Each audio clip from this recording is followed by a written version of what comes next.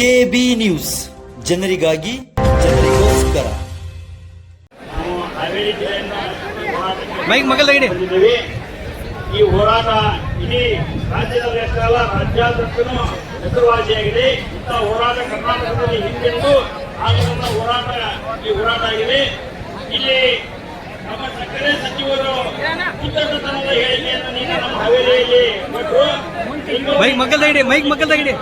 ಅದಕ್ಕೆ ರೇಟ್ ಕಡಿಮೆ ಆಗಲ್ಲ ಅಂತ ಹೇಳಿ ನಮ್ಮ ಹಾವೇರಿ ಜಿಲ್ಲೆಯಲ್ಲಿ ನಿನ್ನೆ ಕಾರ್ಯಕ್ರಮವೊಂದರಲ್ಲಿ ಮಾತಾಡಿದರೆ ಅಂತ ವಿವೇಕಿ ಮಂತ್ರಿಗೆ ನಾವು ಎಲ್ಲರೂ ಕೂಡ ಒಂದು ಶಿಕ್ಷೆ ಕೊಡಬೇಕು.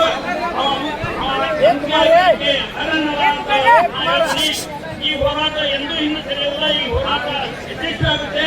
ಯಾಕಂದ್ರೆ ಈ ಹೋರಾಟದಲ್ಲಿ ನಮಗೆ ಗುರುಗಳಿದ್ದಾರೆ, ಶಿಕ್ಷಕರಿದ್ದಾರೆ.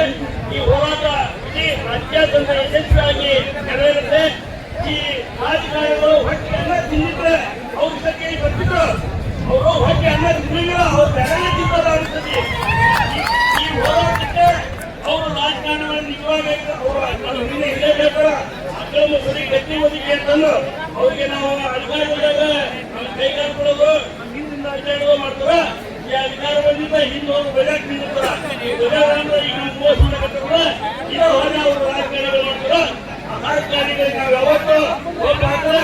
ಅವ್ರಿಗೆ ನಾವು ಹೋಗಿ ಹಾಕಿದ್ದ ಅವ್ರು ಇರ್ತಾರೆ.